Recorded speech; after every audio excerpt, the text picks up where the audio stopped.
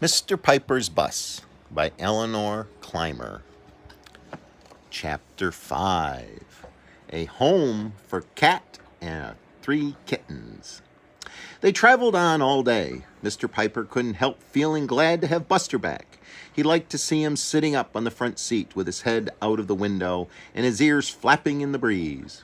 "But I will have to do something about Mrs. Cat and the kittens," he said. "I hope they won't mind living in the country."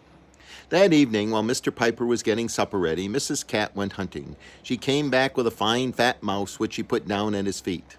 "For you," she seemed to be saying. "Thanks very much," said Mr. Piper. "Another time, you keep this one." To himself, he said, "Some farmer should be glad to have a cat like that." The next morning, he began looking for a good place for Mrs. Cat and her kittens. He pulled up in front of a red farmhouse with a big...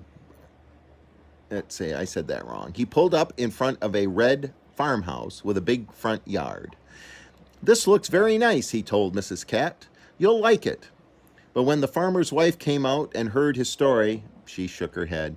"I'm sorry," she told him. "I already have a mother cat, 2 big kittens, and 3 little kittens." At the next house, a very nice little girl came out. She said she would love to have Mrs. Cat and the kittens. She was just carrying the kittens inside when their mother came out. "Sally," she exclaimed, "you know that we have 3 cats already. I told you and told you no more cats." "What am I to do?" poor Mr. Piper asked. "I must find a home for my cats." "Why don't you take them to the county fair?" Sally's mother suggested. It's going on in town right now. People often give away kittens at the fair." Mr. Piper drove to the village. Gray flags were everywhere. There were games and sideshows and a merry-go-round. People were arriving in cars and trucks, bringing farm animals, vegetables, jars of fruit, pies, and bed quilts. Sure enough, some people had kittens and puppies to give away. Mr. Piper parked his bus with the other cars. He put Mrs. Cat into the box with her kittens. Then he carried them into the building where the other people were talking about their puppies and their kittens. The lady in charge looked very doubtful. "They're pretty young kittens, but it's hard to get rid of a cat with kittens. Still, you can put them there, and maybe someone will want them. You might go around the fair and come back later. We'll let you know if anyone wants them." Mr. Piper put the box down. He patted Mrs. Cat. "You purr and be as nice as you can," he said. "Then somebody will want you and the kittens." Then he walked away as quickly as he could. He tried to get interested in the fair. He looked at all the wonderful cakes and pies. "If I felt hungry," he said to himself, "these things would look mighty good." He decided to buy a pie and some cookies in case he got hungry later. He took a ride on the Ferris wheel, but somehow he didn't enjoy it. He thought of Mrs. Cat all alone with her kittens among a lot of strangers. Then he felt sad. He decided to go and see how she was getting along. He went back to the building where he had left her, but she wasn't there. The box was empty. The lady in charge came to talk to him. "Somebody must have taken your cat," she said. "I didn't see them go, but they aren't here now." "Well," said Mr. Piper, "I hope it was some nice person who took them. I hope they'll be happy."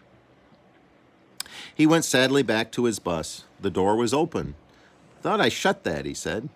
"I wonder if anyone has been here." But everything looked all right. Buster and little Mac were glad to see him. "I brought you something," he said, giving each of them a cookie. He stared at the bus and was just backing out of the parking lot when he heard a voice say, "Meow." And there was Mrs. Cat walking down the aisle. "How did you get here?" he asked. "Who opened the door for you? And where are the kittens?" Just then he heard some little voices saying, "Meow, meow, meow." He got up and went to look. There were the kittens under a seat. Mrs. Cat must have carried them one at a time all the way from the fair. 1, 2, 3. Why, there were 4 of them. Mrs. Cat's 3 gray kittens and a black one. "Wait a minute. This one isn't yours," he said. "Where did you get him?" Mrs. Cat stood there purring. "I adopted him," she seemed to be saying. "Isn't he cute?" "He's cute, all right," said Mr. Piper. "But what am I going to do with him? It's hard enough to get rid of 3 kittens. 4 will be even worse." Mrs. Cat didn't seem to be worried. She just looked pleased. "Don't you want to live in the country either?" Mr. Piper asked her. "It would be so good for the children." Mrs. Cat rubbed herself against his legs and purred. Then she lay down to give the kittens their supper. Mr. Piper sighed.